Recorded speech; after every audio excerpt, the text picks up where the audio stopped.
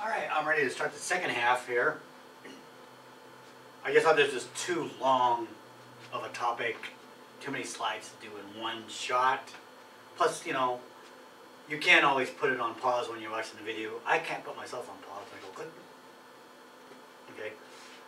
It's hard to do that. Plus you start the buffering, Yeah. So sedimentary rocks. We talked about weathering. I definitely want you to understand the difference between weathering and erosion. Be able to understand the different types of weathering. And then we're now going to focus on the different types of rocks. So I'm going to give you hints on what rocks to pay attention to for the quiz. So as I ended the last lecture, we basically break rocks up into three categories: detrital or clastic. Those words are used interchangeably. They mean fragments of other rocks. So everything in this column here, conglomerates, breccias, sandstones, siltstones, shells, are all fragments of other rocks. This is where you can pick the rock up and see the individual fragments of that rock. You can see the grain. The chemical rocks, you really can't see the grain. Even though it's there, you just can't see with the unaided eye. And so these are more rocks that are formed in solution. So all of these rocks, the crystalline limestones, travertines, coquina, phosphorus limestone, chalk, are all formed in an oceanic environment. So every one of those is formed in an ocean, and they vary in depth. So chalk is a good example that are formed in billabongs or lagoons, where you have lots of plankton, very rich waters biologically. And then chert, we're going to talk about an actual, so there's three of them. There's jasper, chert, and flint. These are what makes up petrified wood. I'm going to talk about petrified wood in detail. I want you to understand the process of formation for petrified wood. Rock gypsum was formed in very tropical inland seas. So this is where continents periodically would flood, and there's a lot of calcium sulfate in these waters. Gypsum Canyon Road off the 91 freeway was one of those areas. It was actually an active gypsum mine, I'm told, in the 60s. I barely remember it. I think in the 80s, I think there was some activity there, but there's nothing going on there. And then rock salt, we're going to see examples where that's being formed today in Death Valley. So rock salts, we actually grow those artificially in deserts today, where we take dry lakes and we flood them in the wintertime. And then summertime, that water evaporates. We then combine the salt, can separate the salt from the chlorine bleaches. And then coal is the only biochemical rock, and its biological component, it has actually organic carbon in that rock. There's actually fragments of animals and plant, mostly plant material. And so we're going to focus right now on the different types of sedimentary rocks. So as it turns out, the detrital or classic rocks, they have fragments of other rocks, and those fragments can range from gravel size all the way down to silt. A little hard to see the silt, but the silt does make a distinct layering in the rock. We can definitely see that in shells. So gravel can be either rounded or angular. Sand kind of varies a little bit. And then clay minerals. So that's the classic rocks. And so here's a diagram showing gravel-sized material, sand-sized material, silt, and clay and silt. And then the gravel is going to form a rock we call conglomerate. That's if that gravel is rounded. If that gravel is angular, it's going to form a similar rock, but we call that a breccia. Sand-sized material is going to form sandstones. Silt-sized material is going to form siltstones. And then clay and silt are going to form shale. And so shale rocks are really important. There's a lot of fossils in shale. A lot of oil accumulates in shale and siltstones. So let's look at examples of some of these rocks here. So there's a classification as far as the size of the material. So if you're greater than 256 millimeters, that's going to be a boulder. Then we go down to cobble size, pebble, and granular. And this kind of forms what we call the gravel. we're not going to see anything really too big. And then sand is 1/16. And so I wouldn't be too concerned about the sizes about these. So let's look at the classic or detrital sedimentary rocks that have the largest grains. These are going to be the gravel size. And gravel varies. I mean, gravel can be that big around, it could be the size of a pencil head. And so, for our purposes, we're going to just basically generalize gravel. So in this descriptor here, which I took out of the book, conglomerate and breccia, both are composed of particles greater than 2 millimeters in diameter. Conglomerate rocks consist of largely rounded gravels, and breccia is composed of mainly angular particles, and I'll show pictures of both of these. So this is typical conglomerate, very well-rounded material, cemented together. This is actually nature's natural cement. So if you look at cement, like concrete that we use for sidewalks or foundations of buildings, it's just like this. The Greeks discovered concrete. They didn't invent it, they discovered it. What they had done is they had taken a rock like this and they had pulverized it down into a sediment, into dirt basically. And they left it in a hole. And then it rained. And that hole filled with water. And what it did is it took that rock that they spent many days grinding up into a granular, it turned hard again. And so at first they probably had that Homer Simpson moment where they go, oh, you know, our holes that we dug for days is now solid rock again. We got to break it apart again. But it also led to an important discovery because he realized, wow, if we build a form, take this crushed up rock and mix it with water, we can make a column. And so the Greeks invented the use of concrete. They didn't invent concrete itself, they discovered it. And so it's a naturally occurring process. This is nature's natural cement. In the Western United States, we call this caliche. And if you're a pool builder, you hate this stuff because it's very hard to get out of a pool. In fact, they use dynamite to break it up. So this is a conglomerate, and this is a breccia. So the difference between the two rocks is simply the grain size. Conglomerate, pretty well rounded. The breccia, angular. After that, we move into sandstones, and there's different types of sandstones. There's very clean sandstones, which we call well sorted. So well sorted means everything is the same size sand grains. Good example of a good sandstone that is well sorted, everything the same, wind-blown sand. So sand dunes that have been compressed into sandstone rocks, like the formation that we see in California, Nevada, Arizona, and Utah, called the Aztec or the Navajo sandstone, is a good example of that. There are some sandstones that have a red color due to iron oxidation. And we have to give that sandstone a very fancy name. We call it hematitic sandstone. So anytime you oxidize iron, there's actually a mineral called hematite. Hematite is basically iron ore that's been oxidized. We call it hematite. The interesting thing about that is that a small amount of hematite incorporated with the quartz sands can make this sandstone turn red, and we call it hematitic sandstone. If it's just quartz grains that make up a sandstone, and it can be white, tan, different colors, then we call that just a quartz sandstone. So here's a good example of a quartz sandstone, pretty much pure. This is what I would call well sorted, and well sorted means that everything is pretty much the same size. And this particularly occurs in environments that are wind blowing. So water is less discriminate. It'll pick up all different sizes of material. And so water enriched sand, when it actually forms a deposit, it's very dirty. It's a dirty sandstone. And we call these gray wackies because the water picks up the fine sand along with coarser sand, along with rock fragments. So those sandstones aren't well sorted. They're poorly sorted.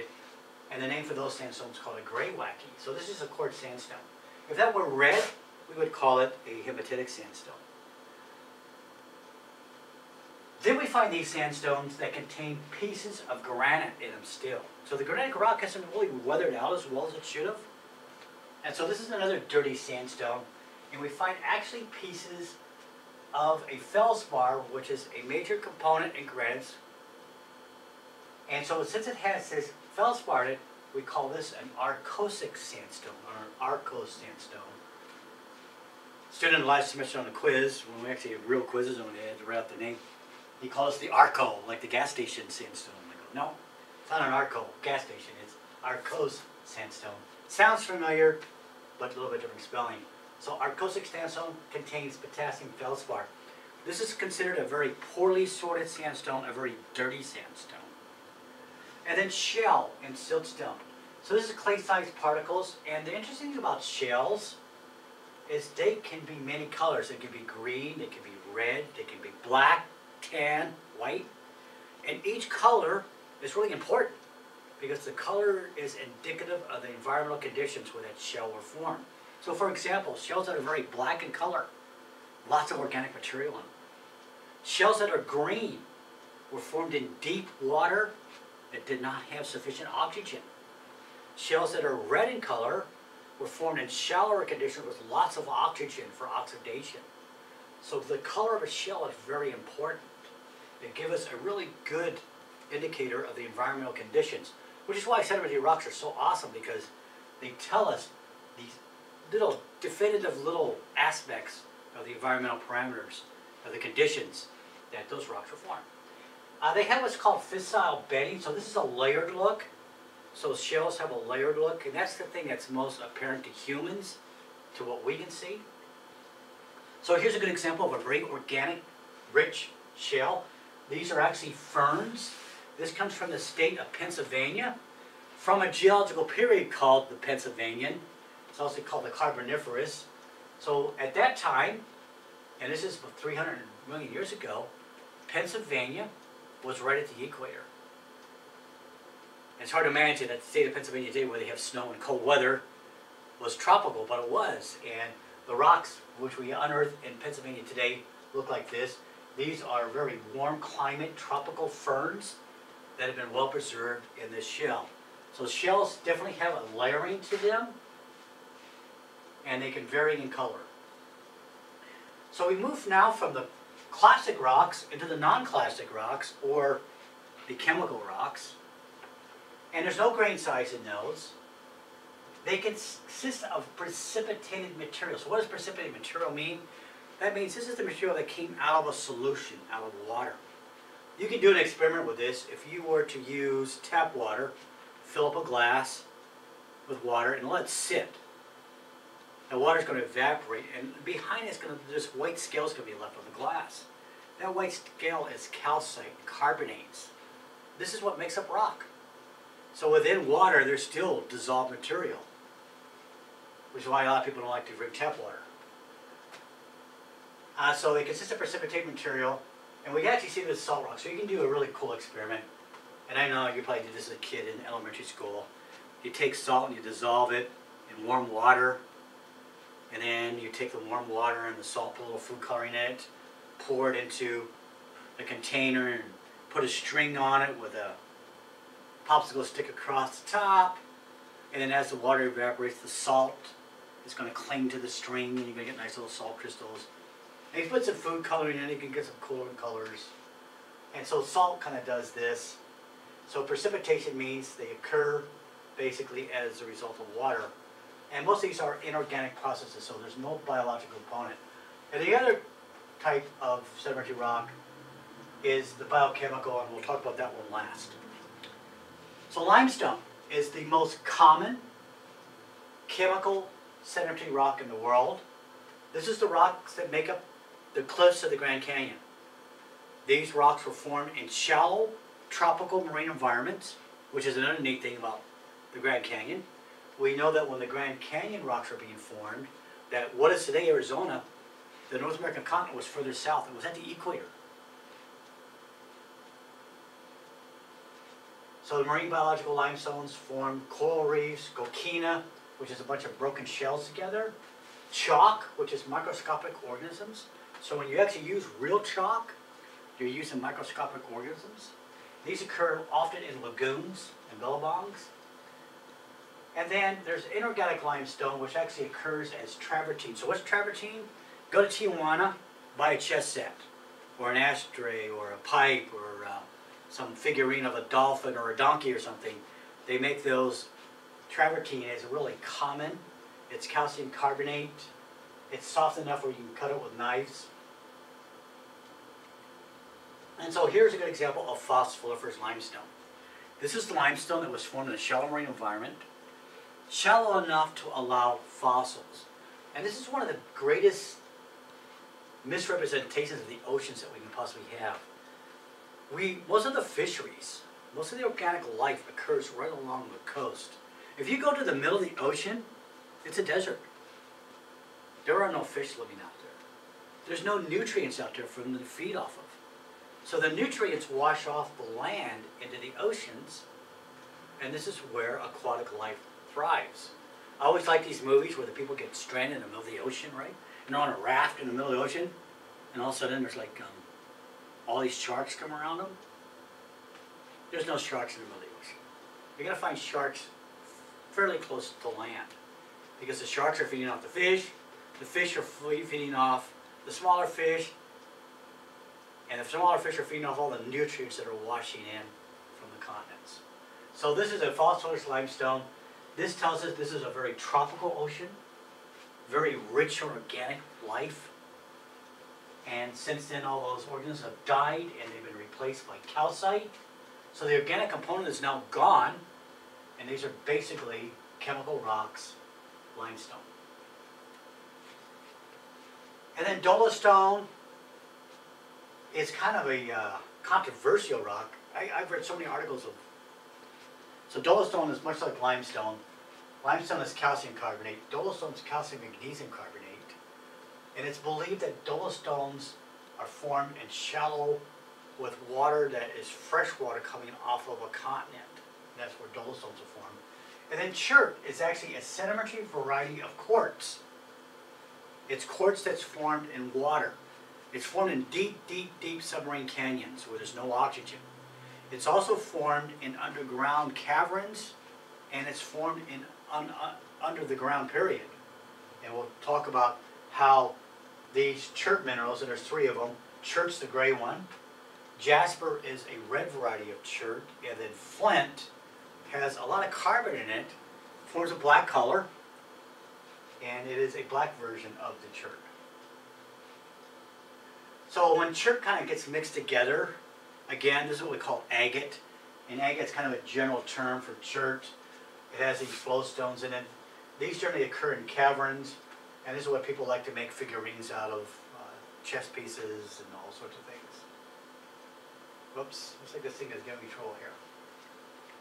Alright, so chemical sedimentary rocks, there are ones that form in the oceans, and then there are ones that form out in the deserts. We call these evaporites. Death Valley is a good place for evaporites to occur because of different seasons. So as we come into wintertime, Death Valley will receive rainfall. And since Death Valley is a sink, all the rain that occurs in the surrounding mountains is going to flow to the bottom of Death Valley. And during some periods of rainfall events in winter times, Death Valley has actually formed a lake. Now, spring occurs, temperatures warm up to 90s, and then summer, temperatures warm up to 120, water evaporates. And so that water that came off of those mountains brought with it all the dissolved salts with it. So over thousands of years, those salts accumulate at the bottom of the valley. So year after year after year, Death Valley becomes more saline, more salty every year. Because when water evaporates, it evaporates as a pure substance, and it leaves the salts behind. So when the lake fills up with water, this water is fairly saline, a lot of salt in it. Summertime, 120 temperature degrees returns, and the water evaporates and the salts are left behind. And so this is a view I took of Death Valley, looking down. So Death Valley is a closed basin. It doesn't drain anywhere. It doesn't go into the ocean. All the water that flows into Death Valley stays there. And over tens of thousands of years, literally, this water accumulation has just concentrated salt. And that's what this white material here is. This is salts in Death Valley. And in the wintertime, this area, this is called Devil's Golf Course. In the wintertime, this becomes a lake. during winters when there's significant rainfall. And then as that water evaporates in the spring and the summertime, salt crystals grow. So this is what we call salt rock. This is not halite, the mineral. There is some halite in here, but there's a lot of clay and a lot of sand and silt that gets incorporated, so that's why we call it salt rock, because it is the impure form of halite. And so this is basically salt rock that's growing out in Death Valley. So this is a good example of an evaporate. Man, I don't know why this thing is messing me up here. Come on. All right. Coal is truly the only organic rock. It has enough dissolved plant material in it that it fits that biochemical profile. So coal, it basically forms from different stages. So basically you get an accumulation of organic material in a very swampy area. Wegener recognized that coal deposits in Europe were completely out of place. He said that these coal deposits were formed in areas that are tropical to subtropical. And so it consists of organic material. And so the stages in coal formation is this. So plant material accumulates at the bottom of a lake, like in a swamp. And then that material is compacted into peat. You can actually buy peat at any garden center, Home Depot, Lowe's, whatever. People mix it because it's got organic material in it. Peat is then compressed into lignite. And then lignite is compressed into the sedimentary form of coal. And we call this bituminous coal. Bituminous coal is a softer, clayey coal. It's rich in sulfur, it's rich in organic material, and it burns very dirty. Now, if you continue to bury coal, it's going to turn into a metamorphic version called anthracite coal. And so in the process of anthracite coal, so this is how the coal, this is the environment where coal is formed. Wegener recognized this. He says coal is going to form in a swampy condition. There's lots of organic material that's going to accumulate over large spans of time. Wegener saw this. And so over time, that swamp environment is going to get buried, it's going to get compacted. So it's going to go from peat to lignite. And then if you take that bituminous coal, which is a sedimentary coal, and you subject the heat and pressure, it's then metamorphosed or transformed into a new coal that we call anthracite coal. So what's the difference between anthracite coal and bituminous coal? Bituminous coal is the sedimentary version of the coal. It seems like my projector might move just a little bit. See if I can move this over enough so I can get the descriptors. Okay, we'll do that. There. My house has a wooden foundation. I think moving around creates little microquakes and moves a little bit. So sedimentary coal, rich in organic material, also very rich in sulfur. So it doesn't burn that pure. You take that sedimentary coal and now you bury it, subject to heat and pressure, unlike its original formation. And it's transformed into a metamorphosed version of coal that we call anthracite. Anthracite is harder, it's more pure carbon. And if you took that pure carbon coal and compressed it enough, buried it enough, it could actually form into a diamond. Because basically at this point, this coal is almost pure carbon. This coal has a lot of sulfates in it, a lot of organic material, very dirty coal. This is a very polluting coal when we burn it. It even has mercury in it. This coal burns pretty clean. So interesting thing about coal is that there are states where we find this anthracite coal and we don't utilize it.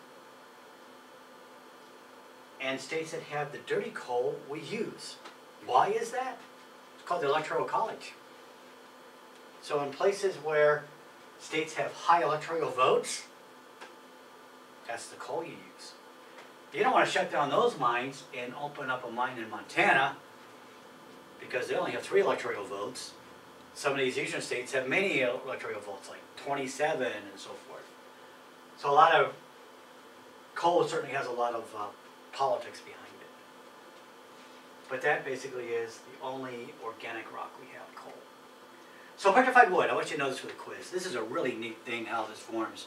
So northern Arizona has petrified national forest. It's a really cool place to see. What we know about the petrified wood, and there's different opinions on this, is that pretty much it comes to the consensus that there were some forests. These forests were then knocked down by a catastrophic geological event. Some scientists suspect that there was a volcano, like when Mount St. Helens erupted, it knocked down all these trees and rapidly buried them.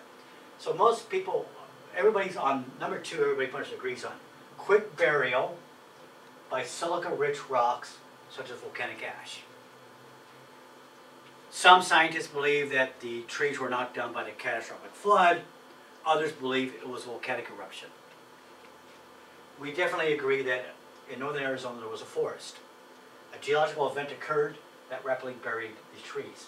Now, over time, groundwater, so these trees are buried deep.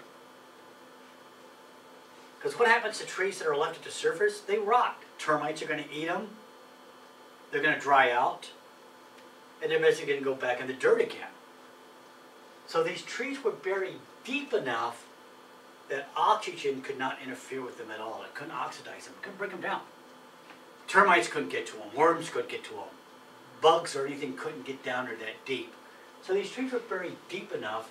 And then over time, when it rained, water would form at the surface. It would then penetrate into the ground. And slowly the water would move through the soil, and that water would pick up quartz.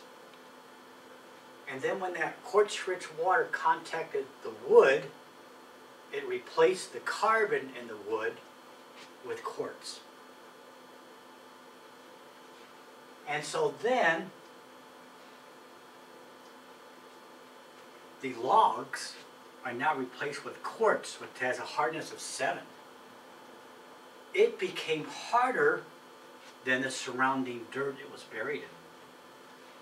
That area was then uplifted, subject to erosion, and the logs were exposed and are still exposed today. And so this is in northern Arizona. This is called the Shinle and the Monocopi formations. So just got to go back over this again. We had rapid burial trees during a geological event such as a flood or volcanic eruption. The general consensus is that the trees were buried quickly and they were buried deeply. They are definitely buried in rocks which were rich in silica or quartz, okay? So this word silica means quartz. So silica-rich rocks, quartz-rich material. It could be volcanic ash, which is very generally rich in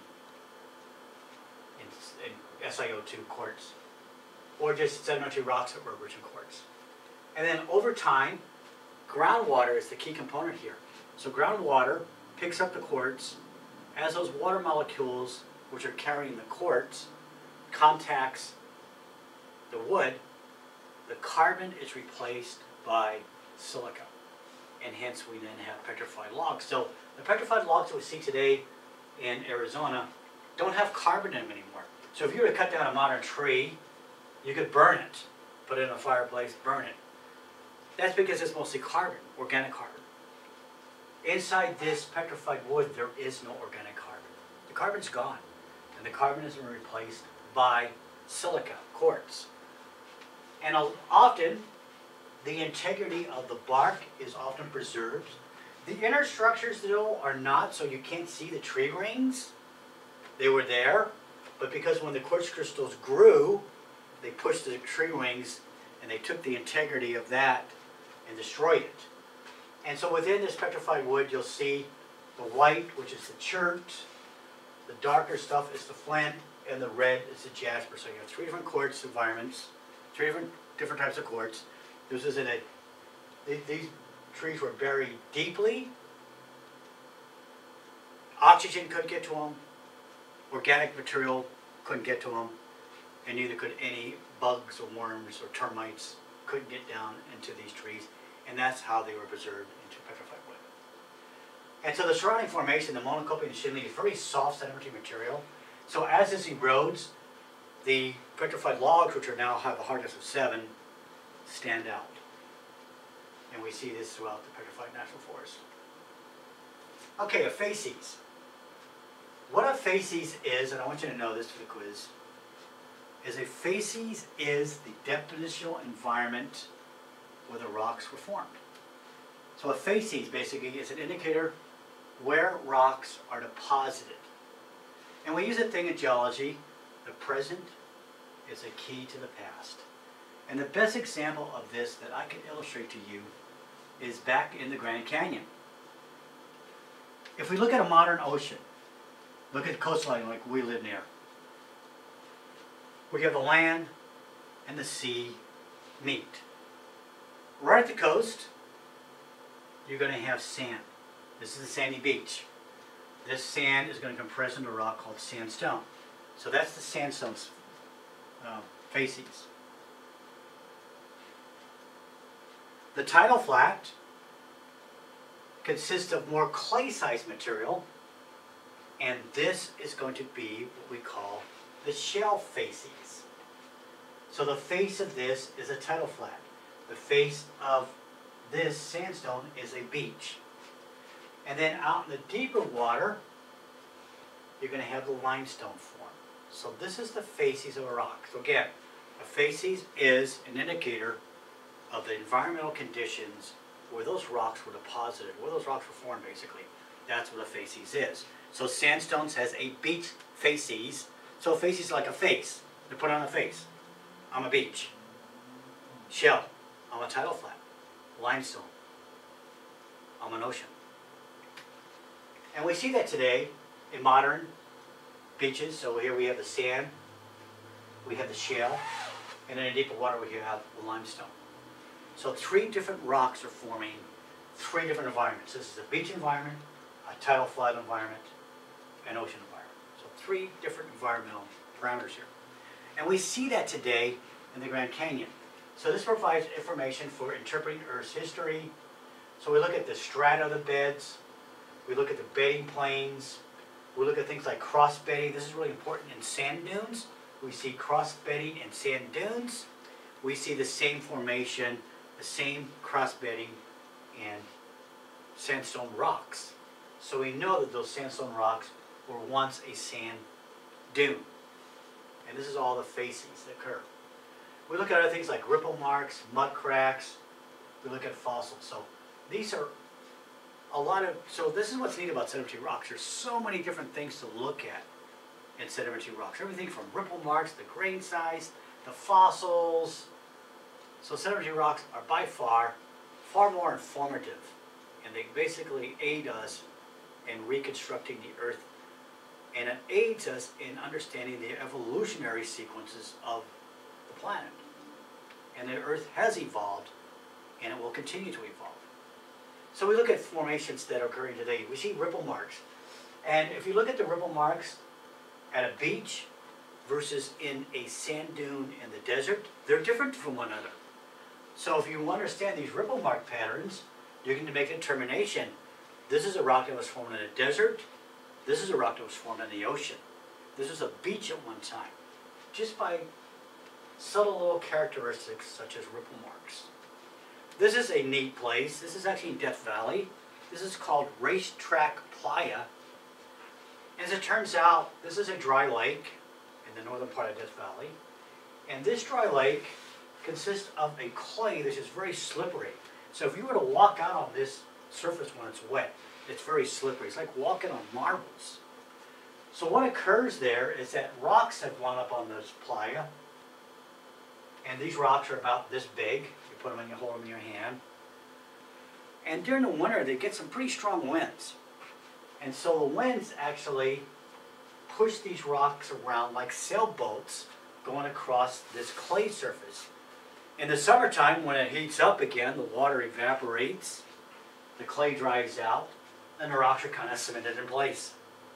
And there are actually people in Death Valley, that's their job, is to put GPS monitors on these rocks and to track the movement of them from year to year. That's the kind of job you want to get, right? Cool job, huh? So we look at modern things today. We see that rivers are discharging into bays. And they're forming these nice little circular delta-looking parameters. And then we go to deserts, we see the same formations in deserts that we see in water-rich environments. We extrapolate and see that at one time that the arid environment that is the desert today wasn't always arid. That perhaps there was a greater influence of water in the past. That 12,000 years ago when the glaciers were melting, there was a lot more water in Death Valley. Today there's very little. So climate has changed, and this is what rocks help us do. They help us understand those past climate change. They really aid in the historical, chronological understanding of the environment of the Earth. So today we look at these modern deposits where we have inland bays, where we have ocean currents influencing the distribution of sand. And so we look at modern aspects, and so the present is a key to the past. Probably one of the most important tools that geologists have, because we have no other way to understand rocks that are 400 million years old other than relating them to rocks that we see forming today. And this is one of the things that geologists do. So we'll end here with sedimentary rocks. Our next chapter will be metamorphic rocks, which are kind of unique. Total different environmental conditions form sedimentary or metamorphic rocks. As it turns out, most metamorphic rocks come from sedimentary rocks. So that's why we do sedimentary rocks first. So a lot of sedimentary rocks that we saw today, they become metamorphic rocks. And so we'll conclude until next lecture.